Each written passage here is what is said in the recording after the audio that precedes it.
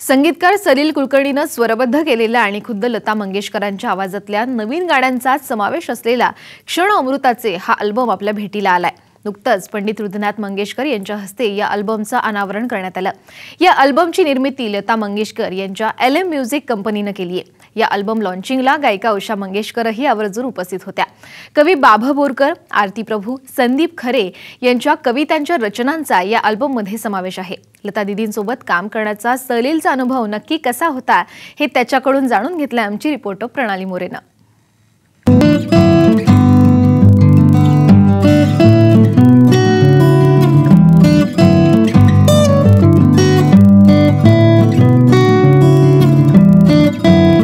लता मंगेशकर हे नाव येतं तिथे सारच अमृतमय होऊन जातं। सलील कुलकर्णी यांचा नवीन अल्बम LM म्युझिकच्या साथीने येतोय आणि त्या अल्बम विषयीच आपण बोलणार आहोत। क्षण अमृताचे सारेच क्षण, एकंदरीत सगळंच अमृतमय आहे। काय सांगशील या अल्बम विषयी? भारतीय वंशाचा कुठलाही तुम्ही म्युझिकमधला माणूस बघितला ना, त्याचं अल्टिमेट स्वप्न असतं की आपण एक दिवस असेल ना की लता दीदी काचेच्या पलीकडे गात असेल आपलं गाणं। असं लहानपणापासून सगळ्यांनी एक फॅन्टसी असते प्रत्येक म्युझिकमधल्या माणसाची, तशी माझीही होती। मी तर नेहमी मित्रांमध्ये म्हणायचो की यार एक लाईन माझी त्यांनी गायली ना तर खूप आहे। आणि आपण ना, मला या निमित्ताने लक्षात आलं की मुद्दाम तुम्ही त्या निमित्ताने तुमचं मार्केटिंग, पोर्टफोलिओ, वेबसाईट असं करण्यापेक्षा तुम्ही खूप प्रामाणिकपणे गाणी करत राहावीत, तरच तुम्ही तिथे पोहोचू शकता। कारण आम्ही मैत्रजीवांचे कार्यक्रमाच्या निमित्ताने पंडितजींनी, हृदयनाथजींनी काही गाणी ऐकली आणि मग त्यांनी मला खूप मनापासून सांगितलं की ही गाणी दीदीच्या आवाजात यायला हवीत असं मला वाटतं। आणि मला आधी प्रायमरीली वाटलं की ते आपले कॉम्प्लिमेंट म्हणून म्हणतात, पण नंतर मला लक्षात आलं की ते सिरियस आहेत। आणि तो खरंच म्हणजे क्षण अमृताचे हे नाव पटकन मला सुचलं याच्याकरता, कारण ते खरंच क्षण अमृताचे होते।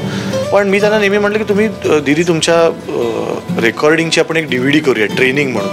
त्या म्हटलं का, मी काहीच वेगळं करत नाही, मी फक्त म्युझिक डायरेक्टरचं समाधान होईपर्यंत गाते, इतकं मी पहिल्या गाण्यापासून पाळते आणि गेली 70 वर्ष मी तेवढंच करते। पण तेवढंच असं मला वाटतं की त्यांना आत्ताचं पण जर गाणं तुम्ही ऐकली असतील तर 100% जस्टिस देणं, आणि मी पण असा प्रयत्न केला आहे। जे मी आता प्रकाशनाच्या निमित्ताने म्हटलं की त्यांच्या नावाला, त्या लौकिकाला साजेसं काम आपल्याकडनं व्हायला हवं। कारण मला अजून काही वर्षानंतर या अल्बमकडे बघताना असं वाटलं पाहिजे की मी याला न्याय देऊ शकलो, असं मी खूप मन लावून काम केलं आहे। आणि माझ्या म्युझिकल लाईफला दीदींचा स्पर्श झाला, खूप मोठा आशीर्वाद आहे। पण असतं ना की रेकॉर्डिंगच्या वेळेला लता दीदी येतात आणि त्यांना आपण काहीतरी एक म्युझिक डायरेक्टर म्हणून सांगतोय, ते संभाषण, ती धगधग आणि तिथले काही किस्से आम्हाला ऐकायला आवडतील लता दीदींबरोबरचे। धगधग हा खूप छोटा शब्द आहे, मी थरकाप असं म्हणतो त्याला।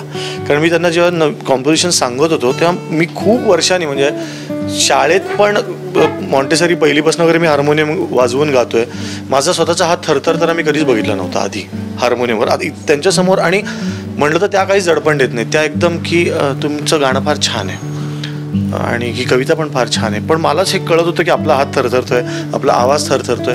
याचं कारण असं असतं ना की त्यांनी जरी दडपण दिलं नाही तरी त्या जेव्हा बसतात तेव्हा त्यांच्या पाठीमागे आपल्याला सगळ्या शॅडोज दिसतात। आएगा आनेवालापासून ते लुकाछुपी बहुत होईपर्यंत, टू ओ पालनहारेपर्यंत 60 वर्षातली, मग मदन मोहन साहेब आणि शंकर जयकिशन, SD बर्मन, हे सगळं दिसायला लागतं। मराठीतलं सगळं हृदयनाथजी आणि खळे साहेब, वसंत प्रभू। त्यामुळे असं वाटतं की बापरे आपण कोणाशी बोलतोय।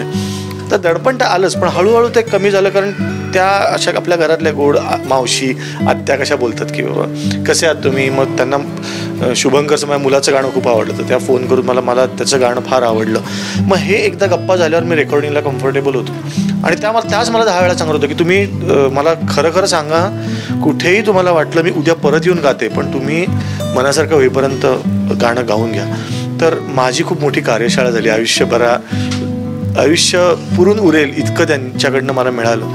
उत्तम कविता बाबा बोरकरांच्या, आरती प्रभूची, मी एक स्वतः जी गाणी गायली त्याच्यात संदीपची एक कविता गायली, संदीप खरेची। तर ही सगळीच काव्य अशी आहेत की जी लोकांना कविता म्हणून पण आवडतील आणि संगीताविषयी लोकांनी बोलावं, मी स्वतः बोलणार नाही। LM म्युझिकच्या साथीनं हे तू सगळं केलेलं आहेस, त्यामुळे जसं मी म्हटलं की सारंच अमृतमय होऊन गेलंय। शब्दांची जे अभिजात साहित्य तू म्हणाला, शब्द पण तितकेच ते अभिजात वाटतात बाबा बोरकरांच्या कविता। त्यामुळे एकंदरीत चोखंदळपणा किती होता कविता निवडताना, एकंदरीत लता दीदींचा किती त्यात पाठ होता, हृदयनाथजींचा किती पाठ होता आणि तुझा स्वतःचा? मी कविता निवडताना नेहमीच खूप चोखंदळ असतो, कारण भावगीत म्हणलं की तो सगळ्यात मोठा प्राण आहे त्याचा। आपल्याकडे अलीकडे त्याच्याकडेच खूप दुर्लक्ष होतं असं मला वाटतं, की हामेबल पाहिजे पण ते नुसतीच ट्यून लक्षात राहते. आपण काय शब्द आहेत ते कडवी वगैरे तर मला फार क्वचित वाटतं कोणी विचार करत असेल.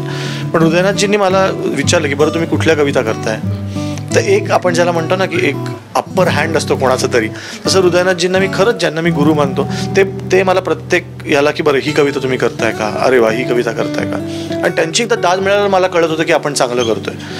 तर दीदींना पण स्वतःला मी नुसतं ज्या कागदावर कविता लिहून दिल्या त्या म्हणल्या फार सुंदर कविता आहेत. आणि तिथे असं होतं ना की त्या शब्दांशी नातं पटकन जुळतं, चांगलं असेल की, कारण ह्या सगळ्या मंडळींनी इतकं अप्रतिम काम केलंय. भारा तांबे आणि ज्ञानेश्वरांचे शब्द गायलेल्या व्यक्तीला जेव्हा शब्द आवडतात तेव्हा आपलं काम खूप सोपं होतं. जेव्हा मी सीडीवर स्वर लता मंगेशकर, सलील कुलकर्णी बघितलं तेव्हा खरं सांगायचं तर मी खूप वेळ त्या अक्षरांकडे बघत राहिलो होतो की अगदी खरं सांगतो की मी लहान मुलासारखा, लहान मुलगा जसं बघेल ना, कारण मी या भेटीचं वर्णन म्हणजे साधारण पुंडलिकाचे भेटी परब्रह्म आले गा अशी एक आरतीमध्ये ओळ, तशी माझी भेट होती. आपल्या इंटरव्ह्यूचाही शेवट अमृतमय होऊन जाऊ ते तुझ्या सुरांनी. कधी माझी कधी त्याची ही सावली, रेंगाळे माझिया चोरट्या पाऊली, कधी माझी कधी त्याची ही सावली. आमच्याशी बोलल्याबद्दल धन्यवाद. आणि क्षणामृताचे या सीडीमधील हे अमृताचे थेंब चाखण्यासाठी ही सीडी तुमच्या संग्रहातही तुम्ही नक्कीच ठेवा. कॅमेरामॅन अनुप कुलकर्णीसह प्रणाली मोरे, साम TV, मुंबई.